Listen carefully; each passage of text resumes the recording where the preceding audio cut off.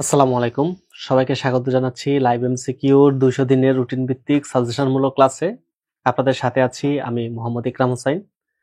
আজকে আমরা যেটা করব সেটা হচ্ছে যে আমাদের লাইভ এমসিকিউর অ্যাপস এর মধ্যে আগামী ২৭ জানুয়ারি ২০২৫ তারিখে আমাদের লাইভ এমসিকিউর অ্যাপসে কম্পিউটার এবং তথ্য প্রযুক্তির যে সাবজেক্টটা আছে সেখান থেকে একটা পরীক্ষা হবে। আপনারা জানেন যে এখানে এই পরীক্ষায় আমরা যেই টপিকসগুলো থেকে পরীক্ষাটা হবে আমরা এই টপিকসের উপরে একটা সাজেশনমূলক ক্লাসের নেওয়ার চেষ্টা করব।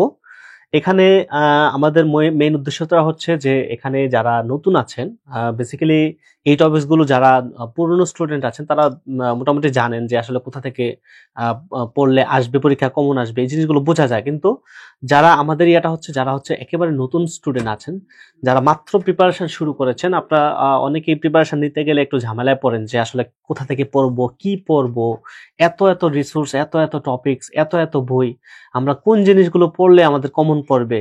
তো এই জিনিসগুলো হচ্ছে আমরা দেখিয়ে দেওয়ার চেষ্টা করব। তো চলেন আমরা যদি আজকে টপিকস দেখি। আমাদের যে টপিকসটা থাকবে সেটা হচ্ছে আমরা কম্পিউটারের একেবারে আইসিটি এর প্রথম ক্লাস, যেহেতু আমরা কম্পিউটারের ইতিহাস এবং বিবর্তন নিয়ে আলোচনা করব। আমরা এরপরে হচ্ছে কম্পিউটারের বিভিন্ন কম্পিউটারের প্রকারভেদ এবং এমবেডেড কম্পিউটার, এটা নিয়েও কিন্তু আমরা আলোচনা করব। ঠিক আছে? তো প্রথমে আসেন আমরা যদি দেখি যে আমাদের আসলে আপনারা কোথা থেকে পড়বেন, এই যে মেইন আমাদের সোর্সটা কি। তো এখানে দেখেন আমাদের প্রথমেই প্রিপারেশন নেওয়ার সময় আমাদের এই জিনিসটা মাথায় আসে যে আমাদের এত এত রিসোর্স আমাদের সামনে, আমরা কোন জিনিসটা থেকে পড়লে কম সময়ের মধ্যে বেশি লাভবান হতে পারবো, এই জিনিসটা কিন্তু মেজার করাটা সবচেয়ে বেশি ইম্পর্টেন্ট। তো এখানে আমরা যেটা বলবো সেটা হচ্ছে আমাদের লাইভ এমসিকিউর আপনারা আমাদের এখান থেকে সাজেশন থাকবে সেটা হচ্ছে আপনি আমাদের যে অষ্টম শ্রেণী থেকে নবম দশম শ্রেণীর যে আইসিটির যে বইটা আছে, তার পাশাপাশি উচ্চ মাধ্যমিকের যে আইসিটির যে কম্পিউটার ও তথ্য প্রযুক্তির যে বইটা আছে সেই বইটা খুবই ইম্পর্টেন্ট। আমি আবারও বলছি, ইন্টারমিডিয়েটের যে আইসিটির বইটা আছে ওই বইটা সবচেয়ে বেশি ইম্পর্টেন্ট, ওই বইটা হবে আপনার মূল বই। ঠিক আছে? তার মানে উচ্চ মাধ্যমিকের যে কম্পিউটার যে বইটা আছে এটা হবে আপনার মূল বই। এছাড়া আপনি যদি চান বিভিন্ন ওয়েবসাইট থেকে, যে ব্রিটানিকা আছে, যে কোনো একটা গাইড বই, বাজারের যে কোনো একটা গাইড বই থেকেও কিন্তু আপনি প্রিপারেশন নিতে পারবেন। হ্যাঁ, তারপরে হচ্ছে আপনি যখন যদি গাইড বই পড়েন তাহলে গাইড বইয়ের কাছে একটু খেয়াল রাখতে হবে আপনার কোনো তথ্য এদিক সেদিক হয়েছে কিনা, এই জিনিসটা একটু খেয়াল রেখে হচ্ছে আপনাকে প্রিপারেশনটা নিতে হবে। এরপরে আসেন, আমরা যেহেতু আমাদের লাইভ এমসিকিউ অ্যাপসে পরীক্ষা দিচ্ছেন, তো আপনাদের জন্য একটা সুবর্ণ সুযোগ রয়েছে এখানে, সেটা হচ্ছে আপনারা এই আমাদের লাইভ এমসিকিউর অ্যাপস এর মধ্যেই কিন্তু আমাদের যে টপিকস দুইটা আপনারা দেখলেন সেই টপিকস এর উপরে একেবারে ডিটেলস ভিডিও দেওয়া আছে। সেটা হচ্ছে কি, আপনার লাইভ এমসিকিউর অ্যাপস যখন ঢুকবেন ওইখানে আমাদের ভিডিও সেকশন একটা আছে, ওই ভিডিও সেকশনে ঢুকলে সেখানে হচ্ছে আপনার আইসিটি এক্সপার্ট নামক একটা বাটন পাবেন। ওই আইসিটি এক্সপার্ট নামক যে বাটনটা আছে ওইখানে ক্লিক করলে আপনার প্রত্যেকটা টপিক ওয়াইজ কিন্তু একেবারে ডিটেল বেসিক ক্লাস কিন্তু আপনি ওইখানে পেয়ে যাবেন। তো সেখান থেকেও কিন্তু সুন্দর একটা প্রিপারেশন কিন্তু আপনি নিয়ে নিতে পারবেন। যদি আপনার কাছে মনে হয় যে আমি ক্লিয়ার হতে পারছি না বা এই জিনিসগুলো একটা ভিডিও থাকলে ভালো হতো, তাহলে আপনি কি করতে পারেন, আমাদের লাইভ এমসিকিউর অ্যাপস এর ভিডিও সেকশনে যাবেন, আইসিটি এক্সপার্ট, ওই টপিকস এর মধ্যে ক্লিক করলে, ওই বাটনে ক্লিক করলে হচ্ছে আপনি আমাদের পুরা আইসিটির যে টপিকস গুলো আছে প্রত্যেকটা টপিক ধরে ধরে কিন্তু ভিডিও করা আছে, সেখান থেকে আপনি সুন্দর একটা প্রিপারেশন নিতে পারবেন। এছাড়া আমাদের টপিক গুলো একটা আছে, টপিক গুলো মানে টপিক ভিত্তিক আপনি সার্চ দিয়ে দিয়ে টপিক খুঁজে বের করতে পারবেন। ওই সম্পর্কিত যত ডিটেলস আছে, প্রশ্ন আছে, যত ইনফরমেশন আছে সবকিছু আপনি এখানে পাবেন। এছাড়া আপনি আমাদের আর্কাইভ আছে, ওই আর্কাইভের মধ্যেও কিন্তু জব সলিউশন থেকে শুরু করে সব ধরনের পিডিএফ কিন্তু আপনি এই আর্কাইভে কিন্তু আপনি পেয়ে যাবেন এবং ব্যাখ্যা সহ কিন্তু আপনার প্রশ্ন উত্তর এখান থেকে পড়তে পারবেন। সো এগুলো হচ্ছে আমাদের মেইন সোর্স। আপনি এগুলো থেকে যদি প্রিপারেশন নেন, ইনশাল্লাহ ইনশাল্লাহ আপনার সুন্দর ভালো একটা প্রিপারেশন আপনার হয়ে যাবে। তো চলেন শুরু করি।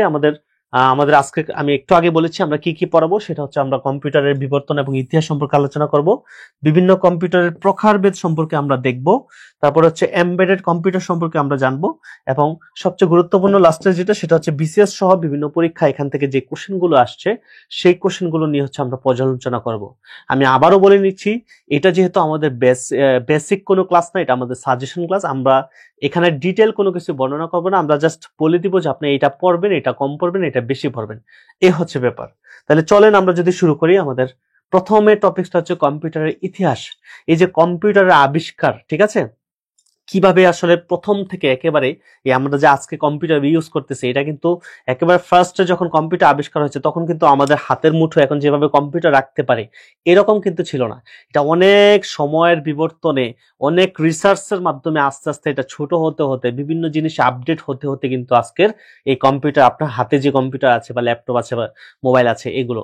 তো এখন আসলে এটা কিভাবে শুরু হয়েছে?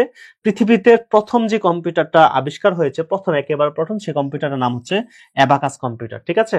এবং এটা হচ্ছে শুধুমাত্র গাণিতিক হিসাব নিকাশ করার জন্য। শুধুমাত্র গাণিতিক হিসাব নিকাশ বলতে নর্মালি আপনার ক্যালকুলেটর যেমন একটা ক্যালকুলেশন করতে পারে, একটা নাম্বার দুইটা নাম্বার দিয়ে যোগ করলে যোগ চিহ্ন দিলে যেমন যোগ করতে পারে, ঠিক এটা একেবারে নর্মাল ক্যালকুলেশন করতে পারতো। এই কারণে এটার নাম ছিল হচ্ছে প্রথম প্রথম আমাদের কম্পিউটার কিন্তু এই যে এটা অ্যাবাকাস।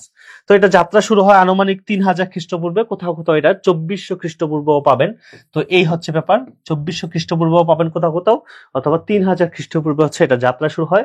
তবে সবচেয়ে গুরুত্বপূর্ণ হচ্ছে এই প্রথম লাইনটা, যে এটা হচ্ছে পৃথিবীর প্রথম প্রথম যে কম্পিউটার সেটা কিন্তু এই অ্যাবাকাস। এবং এটা সাধারণত ব্যবহার শুরু হয় চীন, জাপান এবং রাশিয়াতে কিন্তু এই অ্যাবাকাসের ব্যবহার কিন্তু প্রথম শুরু হয়, ঠিক আছে? তার মানে এটা অনেক আগে, আজ থেকে 3000 খ্রিস্টপূর্বে কিন্তু এই কম্পিউটার আবিষ্কার হয়। এরপরে আসেন, তার পরবর্তীতে যে কম্পিউটারটা এরপরে যে আপডেট হয়ে যেটা আসে সেটা হচ্ছে নেপিয়ার অস্থি। এবং এটা হচ্ছে জন নেপিয়ার নামক একজন ব্যক্তি, এই যে জন নেপিয়ার, উনি হচ্ছে এটা আবিষ্কার করেন। এবং যাকে কিন্তু এই লগারিদমের আবিষ্কারক বলা হয়। এই যে আমরা লগের ম্যাথ করি, লগের প্রবলেম সলভ করি, এই লগারিদমের আবিষ্কারক কিন্তু এই জন নেপিয়ার। এবং উনি এই লগারিদমের বিভিন্ন প্রবলেম সলভ করতে গিয়ে কিছু অস্থির ব্যবহার করেন, এগুলাকেই বলা হয় হচ্ছে নেপিয়ারের অস্থি। কিছু দ্বন্দ্বের ব্যবহার করেন, এগুলাকে বলা হচ্ছে নেপিয়ারের অস্থি। এবং এই নেপিয়ারের অস্থির যাত্রা শুরু হয় কিন্তু আনুমানিক 1614 সালে। দেখেন এটা খ্রিস্টপূর্ব 3000 পূর্বে, তার অনেক পরে এসে কিন্তু এটা আপডেট একটা ভার্সন পাইলাম আমরা, সেটা হচ্ছে 1614 সালে।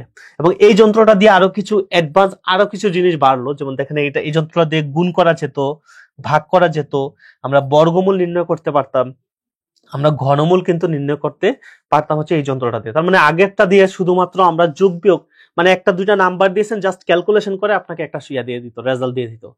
তার মানে এটার মধ্যে আপনার লিমিটেশন ছিল খুবই স্বল্প।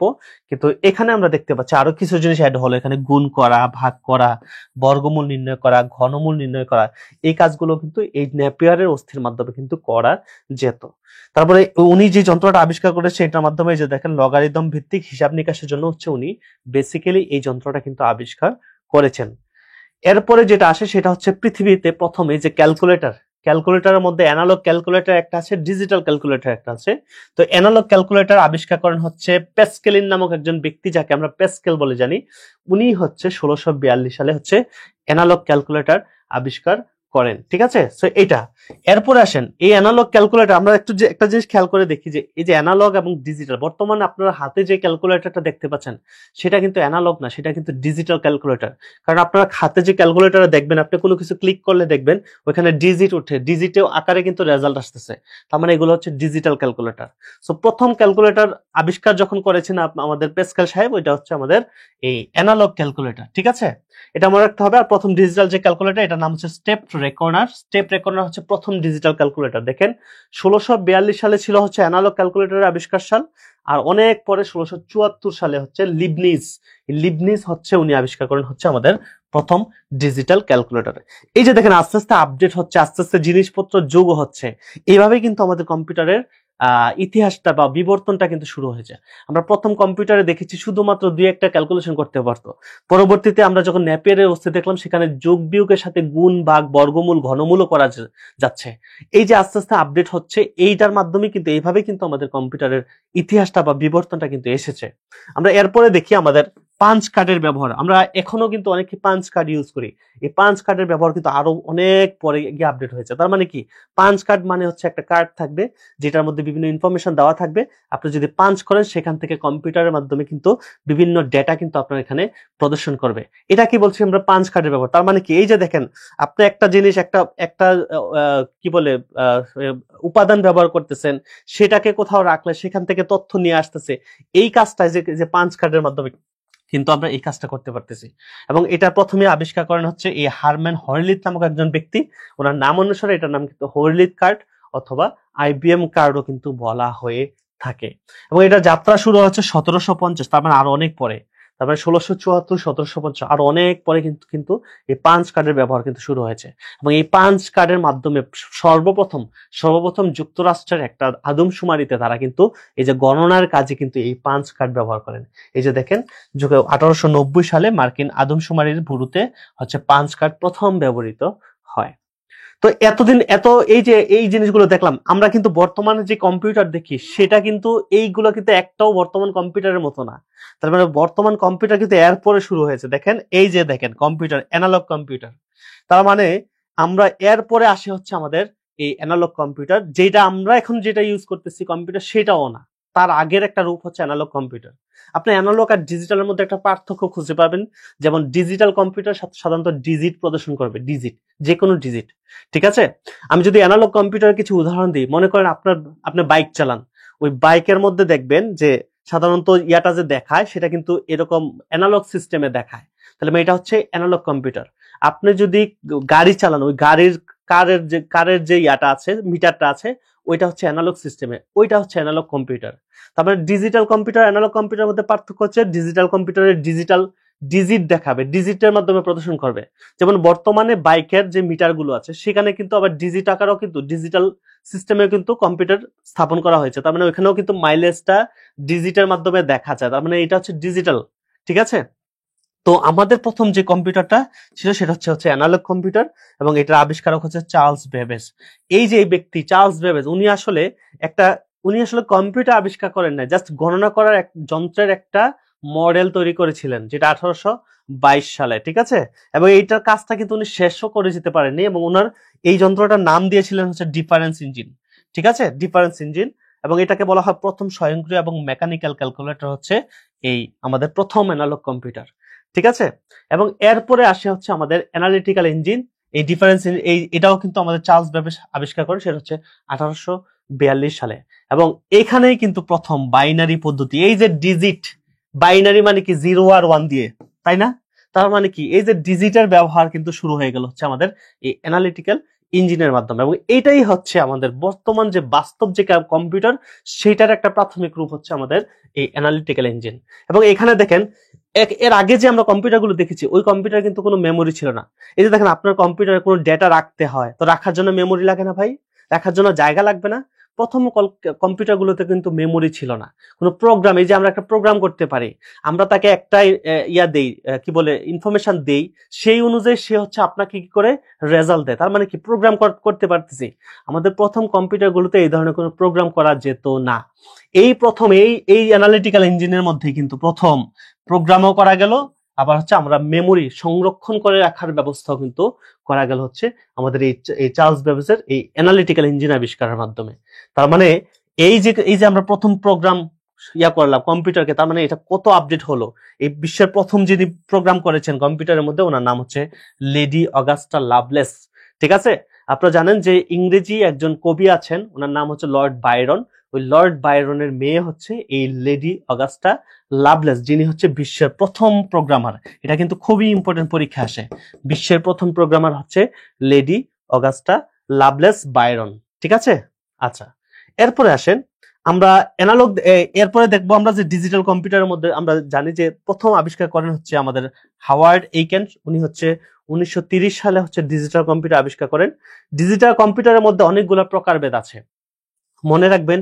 এই চারটা থেকে অনেক প্রশ্ন আপনার পরীক্ষা আসে। যেমন দেখেন, প্রথম ইলেকট্রনিক কম্পিউটার বলা হয় মার্ক 1 কে।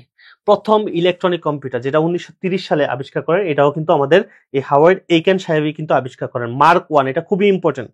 তারপরে পূর্ণাঙ্গ যদি আমরা বলি, পূর্ণাঙ্গ ইলেকট্রনিক কম্পিউটার সেটা হবে এনিয়াক। ঠিক আছে, এনিয়াক হচ্ছে আমাদের পূর্ণাঙ্গ ইলেকট্রনিক কম্পিউটার। তারপর হচ্ছে বাণিজ্যিক ভিত্তিতে, এই যে আমরা বাণিজ্যিক ভিত্তিতে তৈরি করলাম আমরা কম্পিউটার, মানুষের ইউজের জন্য, ইউজারদের ইউজের জন্য আমরা তৈরি করলাম যে কম্পিউটার, সেটার নাম হচ্ছে ইউনিভ্যাক 1। এটা ঠিক আছে। এছাড়া আছেন বাইনারি ভিত্তিতে প্রথম ইলেকট্রনিক কম্পিউটার। বাইনারি ভিত্তিতে তার মানে হচ্ছে আমরা যে কম্পিউটারটা, সেটার নাম হচ্ছে এবিসি কম্পিউটার। এবিসি, অ্যাটনস অফ কি বলে, ব্যারি কম্পিউটার। ঠিক আছে, এটা। তারপরে হচ্ছে প্রথম প্রোগ্রাম বিশিষ্ট যদি বলে, প্রথম প্রোগ্রাম বিশিষ্ট ইলেকট্রনিক কম্পিউটার যেটার নাম হচ্ছে অ্যাডসেক কম্পিউটার। অ্যাডসেক, এটা হচ্ছে প্রথম প্রোগ্রাম বিশিষ্ট ইলেকট্রনিক কম্পিউটার। সো এগুলা খুবই ইম্পর্টেন্ট, এগুলা থেকেই পরীক্ষা কোশ্চেন আসে, এখান থেকে কোশ্চেন আসলে এই চার্টটা থেকেই কোশ্চেন সবচেয়ে বেশি আসে। সো আপনাকে যেটা করতে হবে এই চার্টটা খুব ভালো করে পড়তে হবে। এই টাইপের আরো জিনিস পাবেন বিভিন্ন বইয়ের মধ্যে পাবেন, এগুলো একসাথে করে শিখে ফেলতে হবে আপনাকে। তার মানে এখান থেকে যদি আমি বলি এই চার্টটাই হচ্ছে আপনার সবচেয়ে বেশি ইম্পর্টেন্ট। এরপর আসেন কম্পিউটার আরো কিছু তথ্য দেখি। বিশ্বের সবচেয়ে দ্রুততম সুপার কম্পিউটার। আপনারা জানেন যে বর্তমানে বিশ্বের সবচেয়ে যে দ্রুতগামী, যেগুলোর পাওয়ার সবচেয়ে বেশি, কম সময়ে বেশি পরিমাণ ডেটা দিতে পারে, ঠিক আছে, এইগুলোকে বলছি আমরা সুপার কম্পিউটার। তার মানে বর্তমানে সবচেয়ে বেশি সুপার কম্পিউটার দ্রুততম যেটা, সেটার নাম হচ্ছে ফ্রন্টায়ার, ঠিক আছে। তারপর আসেন বাণিজ্যিক ভিত্তিতে সফল প্রথম সুপার কম্পিউটার যেটা, সেটার নাম হচ্ছে সিডিসি 6600 এটা। তারপরে প্রথম মেইন ফ্রেম কম্পিউটার যেটা, সেটার নাম হচ্ছে মার্ক 1। আমরা একটু আগে মার্ক 1 নিয়ে দেখে আসছি। প্রথম মিনি কম্পিউটার যেটা, সেটা হচ্ছে পিডিপি 1 মিনি কম্পিউটার। আর যদি বলে ট্রানজিস্টর ভিত্তিক, দেখেন ট্রানজিস্টর টি দিয়ে, তাহলে আমরা টিএক্স, ট্রানজিস্টর বললে TX0, ঠিক আছে। তারপরে হচ্ছে ট্রানজিস্টর ভিত্তিক প্রথম মিনি কম্পিউটার যদি বলে, এটা হচ্ছে ট্রানজিস্টর ভিত্তিক প্রথম কম্পিউটার। আর এটা হচ্ছে ট্রানজিস্টর ভিত্তিক প্রথম মিনি কম্পিউটার যেটা হচ্ছে PDP 8। তারপরে প্রথম মাইক্রো কম্পিউটার, মাইক্রোপ্রসেসর ইউজ করে, এই যে দেখেন মাইক্রোপ্রসেসর যখন আবিষ্কার হলো, আপনারা জানেন যে প্রথম যে কম্পিউটার গুলো আবিষ্কার হয়েছে এগুলো বিশাল বড় বড় ছিল, ঠিক আছে। তার মানে এত বিশাল বড় বড় যে কম্পিউটার গুলো আস্তে আস্তে ছোট হতে থাকলো, এটা কিভাবে হয়েছে জানেন? এটা হচ্ছে এই মাইক্রোপ্রসেসর আবিষ্কারের মাধ্যমে আস্তে আস্তে জিনিসগুলো ছোট ছোট হয়ে যেতে থাকলো। কারণ আমরা জানি মাইক্রোপ্রসেসরের মধ্যে অসংখ্য চিপ রাখা যায়, অসংখ্য ডেটা রাখা যায় ছোট্ট একটা জায়গার মধ্যে।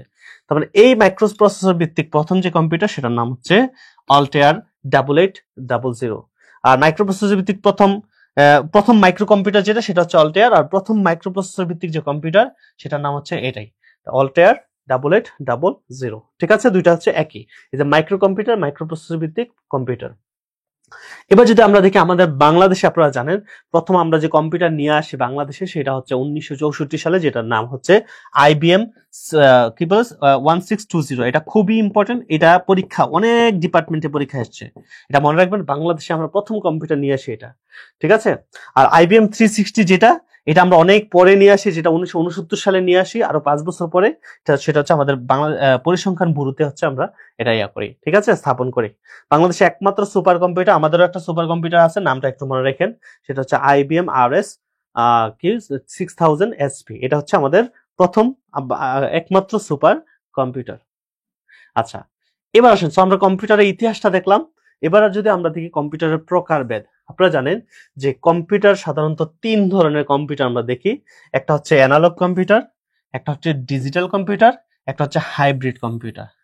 আমি একটু আগে বলেছি অ্যানালগ আর ডিজিটালের মধ্যে পার্থক্যটা হচ্ছে, অ্যানালগ কম্পিউটার সাধারণত অ্যানালগ সিগন্যালের মাধ্যমে সে হচ্ছে প্রকাশ করে, আর ডিজিটাল কম্পিউটার গুলো ডিজিটের মাধ্যমে বিভিন্ন ডিজিট দেখাবে আপনাকে, স্ক্রিনের মধ্যে বিভিন্ন ডিজিটের মাধ্যমে প্রদর্শন করবে, যেগুলোকে বলতেছি আমরা ডিজিটাল কম্পিউটার।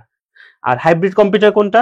হাইব্রিড কম্পিউটার হচ্ছে যে কম্পিউটারে আপনি অ্যানালগ এবং ডিজিটাল দুইটাই সিস্টেমই ইউজ করা হয়, সেই কম্পিউটারগুলোকে বলা হয় ডিজিটাল হাইব্রিড কম্পিউটার। আমরা একটু পরে উদাহরণগুলোতে আসছি, তাহলে আপনি আরো ক্লিয়ার হয়ে যাবেন। এবার আসেন, আমরা বর্তমানে কিন্তু অ্যানালগ কম্পিউটারের ব্যবহার নাই বললেই চলো, খুবই কম। তো এই কারণে আমাদের এটা নিয়ে বেশি মাথা ঘামানো লাগবে না, কারণ বর্তমানে আমরা কম্পিউটার বলে যেগুলোকে জানি সেটা হচ্ছে ডিজিটাল কম্পিউটার। তো এই ডিজিটাল কম্পিউটার আবার কয়েক ধরনের আছে, দেখেন একটা হচ্ছে সুপার কম্পিউটার, আপনারা একটু আগে দেখেছেন, যেটা সবচেয়ে বেশি ফাস্ট, ঠিক আছে, সেটা হচ্ছে সুপার কম্পিউটার।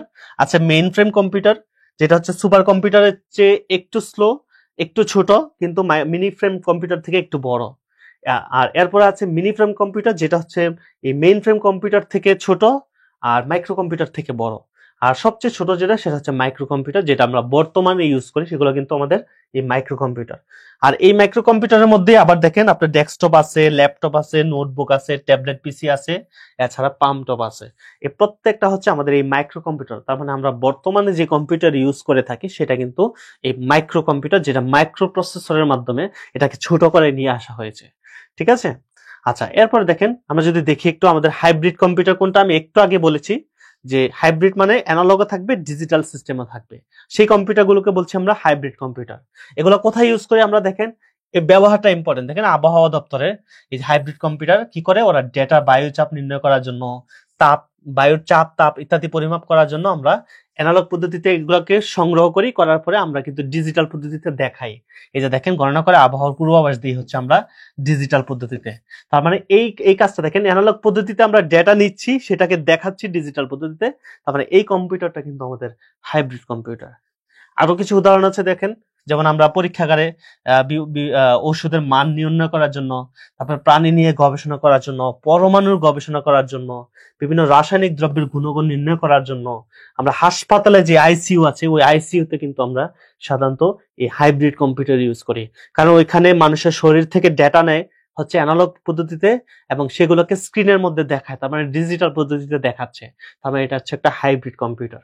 এছাড়া আমাদের বিভিন্ন ওই যে বৈজ্ঞানিক কারিগরি বিষয় যেগুলো আছে এগুলোতে গবেষণা করার জন্য তা আমরা কি করি, আমরা কিন্তু ডিজিটাল কম্পিউটার ইউজ করে থাকি। ঠিক আছে, সো এগুলো ইম্পর্টেন্ট, এগুলো খুবই ইম্পর্টেন্ট। এরপরে আসেন আমরা যদি ডিজিটাল কম্পিউটার দেখি, আমরা সুপার কম্পিউটার দেখলাম। এখন যদি আমরা দেখি ডিজিটাল কম্পিউটার, সরি আমরা হাইব্রিড কম্পিউটার দেখেছিলাম, এবার যদি আমরা ডিজিটাল কম্পিউটার দেখি, ডিজিটাল কম্পিউটারের মধ্যে আমরা দেখেছি যে সুপার কম্পিউটার আছে, মেইন ফ্রেম কম্পিউটার আছে, মাইক্রো কম্পিউটার আছে, রাইট? তো আমরা সুপার কম্পিউটার একটু আগে দেখেছি, বিশ্বের সবচেয়ে যেটা সুপার কম্পিউটার দ্রুতগামী সেটা হচ্ছে ফ্রন্টায়ার, যেটা যুক্তরাষ্ট্রের। বাংলাদেশের সুপার কম্পিউটার একটা আছে, আমরা একটু আগে দেখে আসছি। আর বর্তমানে সংরক্ষিত যেটা সেটা হচ্ছে আগারগাঁওতে। এই যে আমাদের সুপার কম্পিউটার যেটা, এটা হচ্ছে বাংলাদেশ কম্পিউটার কাউন্সিল বিসিসির আগারগাঁওতে কিন্তু এটা আছে। আর এটা ব্যবহার আমরা সুপার কম্পিউটার দিয়ে কি করি দেখেন, এই যে মহাকাশ গবেষণা করার জন্য, পরমাণু গবেষণা করার জন্য, ক্ষেপণাস্ত্র নিয়ন্ত্রণ করার জন্য, সূক্ষ্ম গণনা করার কাজে কিন্তু সুপার কম্পিউটার গুলো লাগে। ঠিক আছে, কারণ এগুলো সাধারণ কম্পিউটার দিয়ে করা যায় না। ওকে, এরপর আসেন মেইন ফ্রেম কম্পিউটার, যেটা সুপার কম্পিউটার থেকে একটু ছোট হবে, ঠিক আছে, ক্ষমতাও একটু কম হবে। তো এটা আমরা কোথায় ইউজ করি, যা অফিস আদালত, শিল্প গবেষণায়, বড় বড় শিল্প প্রতিষ্ঠানে কিন্তু আমরা মেইন ফ্রেম কম্পিউটার ইউজ করি। যেটা আমরা বর্তমানে সাধারণ মানুষ ইউজ করি সেটা কিন্তু মেইন ফ্রেম না, সেটা হচ্ছে মাইক্রো কম্পিউটার। ঠিক আছে, তো এখানে কিছু উদাহরণ আছে, যেমন IBM 4300 আছে, ইউনিব্যাক আছে, তারপরে এই যে এগুলো কিন্তু আমাদের মেইন ফ্রেম কম্পিউটারের উদাহরণ। এছাড়া আপনার ডিজিটাল আরো কিছু কম্পিউটার আছে, যেমন মিনি কম্পিউটার, তার মানে ওইটা কি মেইন ফ্রেম থেকে ছোট। ঠিক আছে, মেইন ফ্রেম থেকে ছোট, মাইক্রো কম্পিউটার থেকে বড়, সেটা হচ্ছে মিনি কম্পিউটার। বিশ্বের প্রথম মিনি কম্পিউটার হচ্ছে PDP-1। ঠিক আছে, যেমন উদাহরণ আছে কিছু মিনি কম্পিউটারে, IBM এটা, তারপরে এটা, এগুলো হচ্ছে সবগুলো কিন্তু আমাদের মিনি কম্পিউটার। আর মাইক্রো কম্পিউটারে আমরা একটু আগে বলেছি, মাইক্রো কম্পিউটার হচ্ছে সাধারণ জনগণ যে কম্পিউটারগুলো আমরা ইউজ করি সেগুলো হচ্ছে মাইক্রো কম্পিউটার, ল্যাপটপ, ডেস্কটপ, পাম পিসি, মানে এই জিনিসগুলো সবগুলো কিন্তু হচ্ছে আমাদের মাইক্রো কম্পিউটার। তবে এগুলো কোথায় ইউজ করি আমরা, অফিস আদালত, ব্যবসায়িক প্রতিষ্ঠান, শিক্ষা প্রতিষ্ঠান, ব্যক্তিগত কাজে কিন্তু আমরা এই কম্পিউটারগুলো ব্যবহার করে থাকি। ঠিক আছে, এরপরে আরেকটা টপিক হচ্ছে আমাদের, সেটা হচ্ছে এমবেডেড কম্পিউটার। বর্তমানে এই এমবেডেড কম্পিউটারের ব্যবহারটা কিন্তু পরীক্ষায় আসে। এমবেডেড সিস্টেম মানে হচ্ছে আগে থেকে কোডিং করা, একটা আগে থেকে আপনি তাকে একটা ইনস্ট্রাকশন দিয়ে রাখলেন, সেই ইনস্ট্রাকশন অনুযায়ী সে হচ্ছে কি করতেছে, আপনাকে কাজ করে আপনাকে একটা রেজাল্ট দিচ্ছে, সেটা কি বলছি আমরা এমবেডেড কম্পিউটার। এবং এমবেডেড কম্পিউটার যে মেমোরিগুলো ইউজ করি আমরা, সেগুলো হচ্ছে রম ইউজ করি, আর ফ্ল্যাশ মেমোরি কিন্তু আমরা ইউজ করি। দেখেন ব্যবহারটা, দেখেন ব্যবহার হচ্ছে যে এটিএম মেশিনে, এই যে দেখেন এটিএম মেশিনে আমরা কি করি, আমরা হচ্ছে মনে করেন আপনি 20,000 টাকা উঠাবেন, তার মানে তাকে 20,000-এর একটা সিগন্যাল দিলেন, সে 20,000 পর্যন্তই উঠাচ্ছে, আপনাকে পাস করতেছে, বাকিটা কিন্তু সংরক্ষণ করতেছে। তার মানে এটাই কিন্তু আমাদের এমবেডেড কম্পিউটারের কাজ। ঠিক আছে, তারপর আপনার মাদারবোর্ডের মধ্যে আমরা এমবেডেড করে রাখি। মাদারবোর্ড গুলো আপনারা জানেন যে আগে থেকে আমরা প্রোগ্রাম সংরক্ষণ করে রাখি, সেই অনুযায়ী কিন্তু সে সারা জীবন কাজ করে। তার মানে এগুলো কিন্তু এমবেডেড করা, তার মানে এগুলো হচ্ছে এমবেডেড কম্পিউটার। ঠিক আছে, তারপরে আমরা যে রাউটার গুলো, তার মানে রাউটার গুলোতে আপনারা দেখেন বিভিন্ন প্রোগ্রাম সংরক্ষণ করা থাকে, সেই অনুযায়ী কিন্তু সে কাজ করে। তারপরে মোবাইল গুলো আছে, এগুলো সবগুলো হচ্ছে আমাদের এমবেডেড কম্পিউটারের উদাহরণ। বাংলাদেশের প্রথম মেশিন, এই যে এটিএম মেশিন, এটা হবে এটিএম মেশিন। আমাদের প্রথম এটিএম মেশিন যেটা এটিএম মেশিন চালু করে কিন্তু সেটা হচ্ছে স্ট্যান্ডার্ড চার্টার্ড ব্যাংক 1994 সালে। এটা খুবই ইম্পর্টেন্ট। ঠিক আছে, রাইট। আচ্ছা, এরপর আসেন আমরা যদি এবার বিগত সালের প্রশ্নগুলো দেখি একটু। পৃথিবীর প্রথম ইলেকট্রনিক কম্পিউটার, একটু আগে দেখে আসছি আমরা, পৃথিবীর প্রথম ইলেকট্রনিক কম্পিউটার হচ্ছে আমাদের ENIAC কম্পিউটার, হচ্ছে প্রথম ইলেকট্রনিক কম্পিউটার। এরপরে দেখেন পৃথিবীর প্রথম কম্পিউটার, যেটা প্রথম কম্পিউটার, একটু খেয়াল করে দেখেন তো, আমরা একটু আগে এইটাই কিন্তু দেখেছিলাম যে পৃথিবীর প্রথম ইলেকট্রনিক কম্পিউটার বলেন, আর প্রথম কম্পিউটার সেটা হচ্ছে ENIAC। ঠিক আছে, এরপর আসেন আইসি চিপ দিয়ে, এই যে আইসি যদি বলে, আইসি চিপ দিয়ে তৈরি প্রথম ডিজিটাল কম্পিউটারের নাম কি? আইসি চিপ দিয়ে তৈরি, সেটা হচ্ছে IBM 360। এটা হচ্ছে আমাদের আইসি চিপ দিয়ে তৈরি প্রথম ডিজিটাল কম্পিউটার। তারপরে এমবেডেড সিস্টেমে সাধারণত কোন ধরনের মেমোরি, আমরা একটু আগে দেখেছি যে এমবেডেড সিস্টেমে বা এমবেডেড কম্পিউটারের মধ্যে আমরা রম ইউজ করি, ফ্ল্যাশ মেমোরি ইউজ করি। তো এখানে র্যাম আছে, হার্ড ডিস্ক আছে, ফ্ল্যাশ মেমোরি আছে, আর হচ্ছে অপটিক্যাল ডিস্ক ড্রাইভ আছে। আমরা বোঝা যাচ্ছে এটা হবে আমাদের ফ্ল্যাশ মেমোরি। এটা হচ্ছে আমাদের অ্যান্সার। ঠিক আছে। বিশ্বের প্রথম এবং একমাত্র কম্পিউটার জাদুঘরটি কোথায় অবস্থিত সেটা হচ্ছে আপনারা জানেন যে যুক্তরাষ্ট্রের মধ্যে ক্যালিফোর্নিয়াতে কিন্তু বিশ্বের প্রথম যে কম্পিউটার জাদুঘর সেটা কিন্তু অবস্থিত। সো আমাদের যুক্তরাষ্ট্র অপশন আছে এখানে, সেটা হচ্ছে এটাই কিন্তু আমাদের অ্যান্সার হবে, রাইট। তো এটা হচ্ছে আমাদের অ্যান্সার। তো মোটামুটি এই ছিল আমাদের আজকের এই ক্লাসে। আমরা এখানে যেটা চেষ্টা করেছি সেটা হচ্ছে যে এখান থেকে যে টপিকস দুইটা আছে সেই টপিকস অনুযায়ী যে কোশ্চেন গুলো পরীক্ষা আসে, কোন জিনিসগুলো আপনার বেশি ইম্পর্টেন্ট, আমরা যেগুলোতে একটু ডাবল স্টার দিয়ে আপনাকে একটু গুরুত্ব দিতে বলেছি, সেই জিনিসগুলো অনুযায়ী যদি আপনি প্রিপারেশন নেন ইনশাল্লাহ ভালো কিছু হবে। সো এগুলারই যদি আপনি ডিটেলস দেখতে চান তাহলে আমাদের লাইভ এমসিকিউ যে আইসিটি ভিডিও সেকশনের যে আইসিটি এক্সপার্ট যে বাটন আছে সেখানে গেলেই কিন্তু আপনি এগুলোর প্রত্যেকটা ডিটেলস ভিডিও কিন্তু আপনি পেয়ে যাবেন। তো সবাই ভালো থাকবেন, সুস্থ থাকবেন, আপনাদের সবার জন্য দোয়া থাকবে, শুভকামনা থাকবে। আসসালামু আলাইকুম ওয়া রাহমাতুল্লাহি ওয়া বারাকাতুহু।